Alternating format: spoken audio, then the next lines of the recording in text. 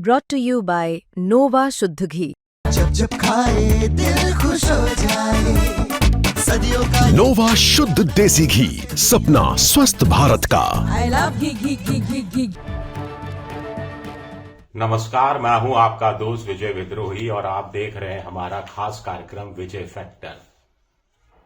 कट्टा, पप्पू, अप्पू, टप्पू, जंगल राज, घुसपैठिए, dance, vote चोर, झूठों का सरदार, ये शब्द आपको क्या याद दिलाते हैं? ये शब्द आपको बिहार के विधानसभा चुनाव के पहले चरण का चुनाव प्रचार याद दिलाते हैं। और भी कुछ याद दिलाते हैं, उसकी बात करेंगे, लेकिन पहले देखते हैं कि पहले चरण जिसका प्रचार का काम खत्म हो गया है, इसकी विशेषताएं क्या रही, खास बातें क्या रही, इस पर भी बात करेंगे कि पहले चरण के बाद महागठबंधन या एनडीए में से किसके आगे रहने की संभावना ज्यादा दिखाई दे रही है।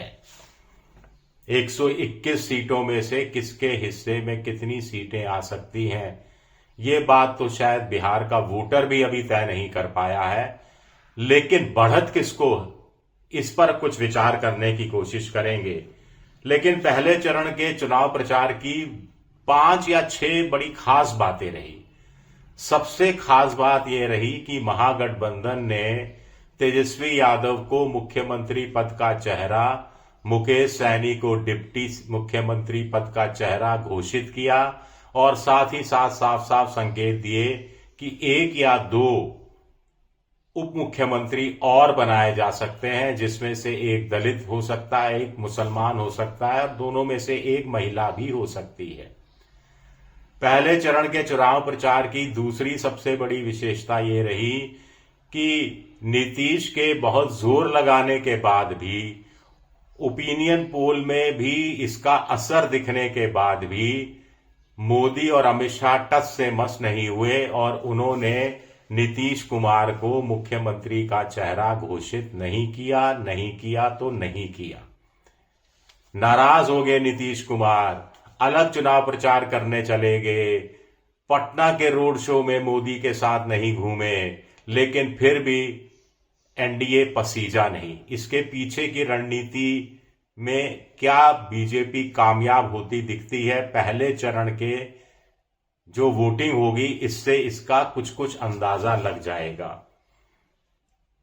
जातियों में बटा है बिहार, जैसे दूसरे राज्य भी बटे हैं, लेकिन बिहार के लिए जाति की बात ज्यादा की जाती है।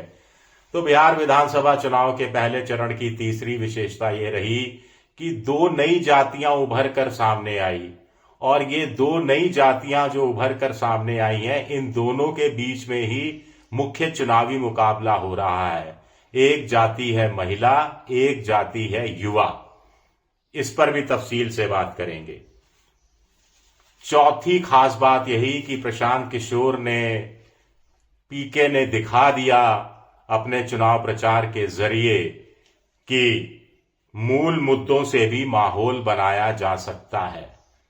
पीके ने मजबूर कर दिया एनडीए को और महागठबंधन को कि वे नौकरी पर बड़े बड़े चुनावी वायदे करें, वो पलायन को मुख्य मुद्दा माने, पलायन की चिंता करें। कुछ कर नहीं सकते तो कम से कम चिंता तो करें। ये बात प्रशांत किशोर ने दिखा दी। पहले चरण के चुनाव प्रचार में प्रशांत किशोर ने तीसरे विकल्प की गुंजाइश भी जगाई है, हालांकि हल्की सी है। 5वां सबसे खास बात मेरी नजर में तो रही कि जिस नीतीश कुमार को सियासी हाशिए पर डाला गया था, वो पहले चरण का चुनाव समाप्त होने के साथ ही सेंटर फिगर, केंद्रीय बिंदु के रूप में उभर कर सामने आ गए हैं। और कहां तो कहा जा रहा था नीतीश कुमार आराम करें, अब कहा जा रहा है कि मुख्यमंत्री तो नीतीश कुमार ही बनेंगे, चाहे इधर से बने चाहे उधर से बने, यानी चाहे एनडीए से बने, अगर एनडीए से नहीं बने तो महागठबंधन की तरफ से तो बन ही जाएंगे मुख्यमंत्री। छठा सबसे बड़ी विशेषता रही कि पहली बार बिहार में जमकर चुनावी रेवड़ियां बांटी गई। 1 लाख करोड़ रुपए से ज्यादा चुनावी रेवड़ियां या तो बांट दी गई या वादा किया गया कि सत्ता में आने के बाद बांट दी जाएंगी। तो ये खास बातें रही। अब आपकी रुचि तो मुझे मालूम है, इंटरेस्ट तो यह है कि कौन जीत रहा है। देखिए, इस सवाल का सीधा सीधा जवाब तो नहीं दिया जा सकता। पहले चरण की वोटिंग किस तरह से होती है उसके आधार पर कुछ संकेत जरूर निकाले जा पाएंगे और उन संकेतों के आधार पर किसी निष्कर्ष पर भी पहुंचा जा सकेगा। लेकिन पहले चरण में करीब 2 करोड़ पुरुष वोटर हैं और 1.25 करोड़ महिला वोटर हैं। मुकाबला कुल मिलाकर एनडीए और महागठबंधन के बीच में है। प्रशांत किशोर को रेस से बाहर जरूर बताया जा रहा है, लेकिन रेस जीतेगा कौन, ये बहुत कुछ प्रशांत किशोर भी तय करने वाले हैं। 2 बातें साफ हैं। एक, महिला वोट एनडीए को ज्यादा मिल रहा है। 2, युवा वोट महागठबंधन को ज्यादा मिल रहा है। लेकिन इसी के साथ 2 बातें साफ नहीं है कि महिला वोट एनडीए को तो ज्यादा मिल रहा है, लेकिन उसमें एनडीए बीजेपी के मुकाबले में क्या बहुत ज्यादा नीतीश कुमार को मिल रहा है वोट, निर्णायक वोट क्या नीतीश कुमार के खाते में महिलाओं का जाता दिख रहा है, ताकि अगर युवा वोट कम भी मिले तो भी काम चल जाए, सीट निकालने की स्थिति में आ जाए। यही चीज युवा वोटरों के बारे में कही जा सकती है। क्या इतना भरपूर मात्रा में युवा वोट महागठबंधन की झोली में जा रहा है कि महिला वोट अगर कम भी मिला तो भी सीट निकालने की स्थिति बन सकती है। कुल मिलाकर सारा पेज यहीं आकर उलझ जाता है, जिसे सुलझाने की हम कोशिश कर सकते हैं। प्रशांत किशोर के लिए कहा जा रहा है कि साहब चुनाव चिन्ह बस्ता है, अब बस्ते में वोट आएंगे भी तो कितने आएंगे। कुछ लोग कह रहे हैं मजाक में कि बोरा रख देते चुनाव चिन्ह, तो बोरा तो बड़ा होता है, उसमें तो कई बस्ते आ जाते हैं, ज्यादा वोट आ जाता।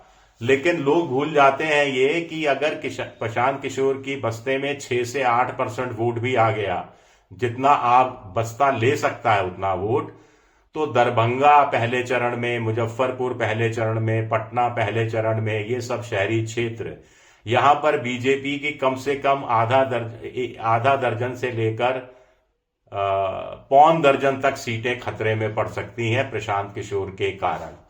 कुछ लोग कह रहे हैं अगर ऐसा भी हुआ तो भी कोई फर्क नहीं पड़ता एनडीए को, क्योंकि नीतीश की सीटें बढ़ने की संभावना है पिछली बार के मुकाबले में पहले चरण में, और महिला वोटरों के कारण उनको ज्यादा सीटें हासिल हो सकती हैं। अब देखिए, कुल मिलाकर 2020 में पहले चरण में जो 121 सीटों पर वोटिंग हुई थी, उसमें एनडीए के खाते में 59 सीटें गई थी, महागठबंधन को 61 सीटें मिली थी। इस बार कहा जा रहा है, कुछ सर्वे बता रहे हैं कि एनडीए 70 पार जा सकता है, महागठबंधन 50 के नीचे आ सकता है। यानी एनडीए को करीब 10-11 सीटें ज्यादा मिल सकती हैं, महागठबंधन को 8 से 10 सीटें कम मिल सकती हैं। लेकिन फिर कुछ लोग कह रहे हैं कि अगर ऐसा हुआ तो भी महागठबंधन के लिए एक चांस बनता है दूसरे चरण का, जहां पर आदिवासी इलाका भी है, वाम मोर्चे के गढ़ भी हैं और मुस्लिम इलाका, सीमांचल वाला इलाका भी है। तो कुल मिला के मुकाबला कांटे का है, मजबूत। डिपेंड ये करेगा कि कौन अपने मतदाता को बड़ी संख्या में निकाल पाता है। अगर महिलाएं बड़ी तादाद में उत्साह से निकलती हैं तो ये महागठबंधन के लिए खतरे की घंटी है।